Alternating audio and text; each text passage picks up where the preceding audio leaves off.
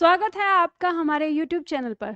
आज हम लोग करने वाले हैं शब्दावली में अनेकार्थक शब्द। ठीक है, तो ये अनेकार्थक शब्द आप सभी लोग जानते हैं, हमारी इस बुक से होता है। ये शब्दावली की बुक है, नई अपडेट बुक है।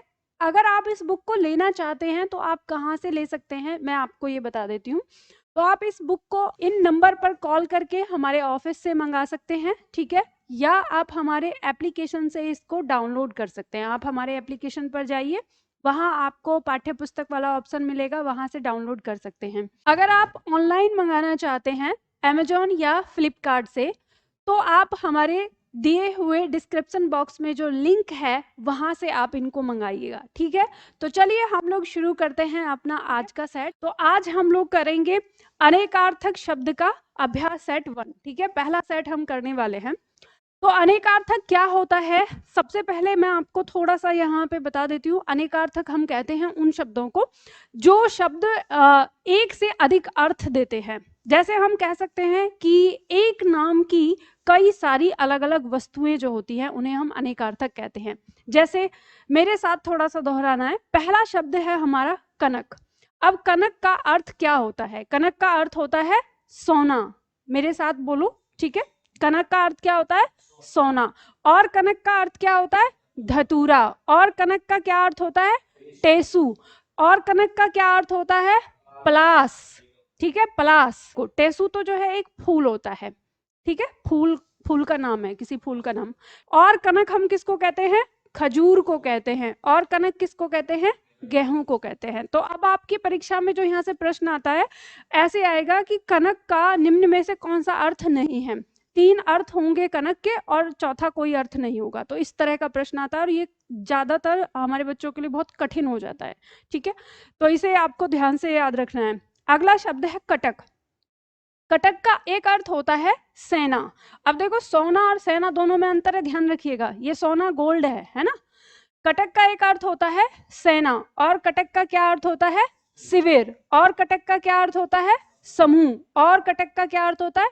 कड़ा। और श्रृंखला और चटाई। ठीक है, तो हम कह सकते हैं कि कटक के यहाँ पे अर्थ हैं सेना, शिविर, समूह, कड़ा, श्रृंखला, चटाई। ठीक है, इन्हें हम कटक कहते हैं। आगे शब्द है कंटक। कंटक हम किसे कहते हैं? कांटा को कहते हैं कंटक। और कंटक हम कहते हैं कीलक को। कीलक क्या होता है? कील, एक तरह से जो कील जैसे आप दीवार में लगाते हैं उसे। और विघ्न, विघ्न का मतलब होता है कोई बाधा। ठीक है, तो कंटक का यहाँ पे अर्थ आ गया कांटा, कीलक और विघ्न। ठीक है, आगे शब्द आता है हमारा हरि। शब्द है हरि। हरि का एक अर्थ होता है हरा। हरि का एक अर्थ होता है भूरा। हरि का एक अर्थ होता है विष्णु। हरि का एक अर्थ होता है इंद्र।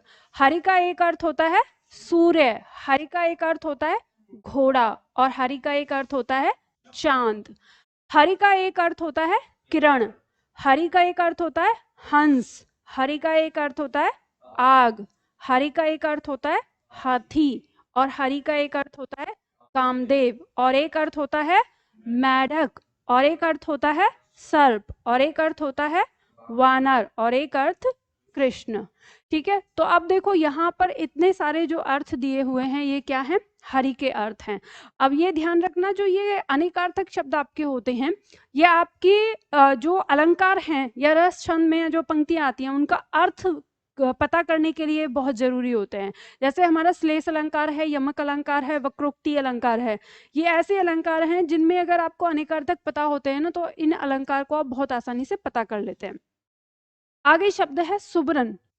सुबरन का एक अर्थ होता है शब्द। सुबरन का एक अर्थ होता है सुनहरा, सुनहरा रंग जो होता है। ठीक है, सुबरन का एक अर्थ होता है सोना। सोना मतलब गोल्ड। ठीक है, और सुबरन का एक अर्थ होता है स्त्री। तो हमें पता चला सुबरन के शब्द सुनहरा और सोना और स्त्री। ठीक है, आगे शब्द आता है उर्वशी। उर्वशी शब्द का एक अर्थ होता है, यानी अप्सरा, जो उर्वशी नाम की एक अप्सरा है उसका नाम है उर्वशी। ठीक है, उर्वशी गले का हार होता है। गले का हार जैसे मंगलसूत्र होता है या कंठी माला होती है, इसी तरह से उर्वशी नाम का एक हार होता है जो ऊपर गले से लेकर नाभि तक फैला हुआ होता है। बहुत सारी लड़ होती है उसमें, जैसे आपने देखा हो साउथ की हीरोइन जो पहनती है ना अक्सर, वो तो उसे उर्वशी कहते हैं। ठीक है, और उर्वशी का एक अर्थ हो जाता है हृदय में बसा हुआ। उर यानी हृदय, बसी यानी बसना, जो हृदय में बसा हुआ है। आगे शब्द है पट। पट का अर्थ होता है वस्त्र। पट का एक अर्थ होता है द्वार या दरवाजा। ठीक है, दोनों एक ही बात है, द्वार या दरवाजा। पट का अर्थ होता है पर्दा। पट का अर्थ होता है किवाड़। पट का अर्थ होता है छत। और पट का एक अर्थ होता है रेशम। और पट का एक अर्थ होता है तुरंत। तुरंत जैसे कहते हैं ना, पट से ऐसे बोल दिया, यानी तुरंत। ठीक है, आगे शब्द है लहर। लहर का एक अर्थ होता है तरंग। लहर का एक अर्थ होता है उमंग। लहर का एक अर्थ होता है झोंका। लहर का एक अर्थ होता है झूलना। लहर का एक अर्थ होता है मचलना। ठीक है, आगे शब्द आता है हमारा सारंग। सारंग का एक अर्थ होता है मोर। ध्यान रखिए, इससे पहले हरी शब्द बहुत ही ज्यादा महत्वपूर्ण है, मार्क कर लीजिए उस पे। ठीक है, हरी शब्द आपको याद रखना है, उसके बाद आता है सारंग। सारंग का एक अर्थ है मोर। सारंग का एक अर्थ है बादल। सारंग का एक अर्थ है सर्प। सारंग का एक अर्थ होता है चातक। सारंग का एक अर्थ हंस। सारंग का एक अर्थ बाज। सारंग का एक अर्थ मृग। सारंग का एक अर्थ चंद्रमा। एक अर्थ धनुष और एक अर्थ समुद्र। सारंग का एक अर्थ कोयल। सारंग का एक अर्थ हाथी। सारंग का एक अर्थ सूर्य। सारंग का एक अर्थ सोना। सारंग का एक और अर्थ भौरा। एक और अर्थ शंख। और एक अर्थ सिंह। और एक अर्थ घोड़ा। और एक अर्थ कामदेव। और इसके साथ साथ यहाँ पर आप लिख लो, पानी भी सारंग का अर्थ होता है। ठीक है, और पानी इसमें आया है, बादल आया है। ठीक है, बादल होता है, समुद्र होता है, और इसका एक अर्थ कमल भी होता है जो यहाँ नहीं लिखा हुआ है। ठीक है, सारंग। सारंग का एक अर्थ पानी और एक कमल भी होता है। अब ध्यान दीजिएगा, यहाँ पर सारंग का एक अर्थ एक और है, यहाँ पर स्त्री, जो इसमें नहीं लिखा है, लिख लो। सारंग माने स्त्री भी होता है, सुंदर स्त्री। ठीक है, तो ये सारे जो हैं ये हमारे अनेकार्थक शब्द में आते हैं सारंग के। अब ध्यान रखिएगा, सारंग के ये पर्यायवाची नहीं है। ठीक है, सारंग शब्द के ये इतने सारे जो शब्द हैं ये क्या हैं, अनेकार्थक हैं। अब अगर कभी मान लो आपसे कोई पूछे इन शब्दों का एक पर्यायवाची सारंग है, ठीक है, इन शब्दों का एक पर्यायवाची सारंग हो सकता है, लेकिन सारंग का पर्यायवाची ये नहीं है, ये ध्यान रखिए। यहाँ से आपकी परीक्षा में एक ऐसा प्रश्न आने लगा है, जैसे मान लो आपसे परीक्षा में दे दिया कि बादल का पर्यायवाची बताइए, तो आपसे पूछा गया बादल का पर्यायवाची। अब एक में दिया हुआ है आपका जलद, ठीक है, एक विकल्प में, और एक विकल्प में दिया हुआ है सारंग। ठीक है, अब यहाँ पे आप कहेंगे कि बादल तो सारंग माने भी बादल होता है और जलद माने भी बादल होता है। तो जब कभी ऐसी स्थिति आ जाएगी तब अब सारंग को आप किसी अन्य नाम का अर्थ देकर इसको बाहर निकाल देंगे, क्योंकि आपको चुनाव तो एक ही का करना है। तब आप किसका करेंगे, जलद का। अब मान लो कि विकल्प में जलद है ही नहीं, तीनों जो हैं वो अलग हैं बिल्कुल। ठीक है, तो जब तीनों अलग हैं तो ऐसी स्थिति में फिर बादल का पर्यायवाची क्या हो जाएगा, सारंग हो जाएगा। ठीक है, इस पॉइंट को ध्यान रखिएगा। चलो, तो ये बात समझ में आ गई ना जो मैंने सारंग से संबंधित बताई।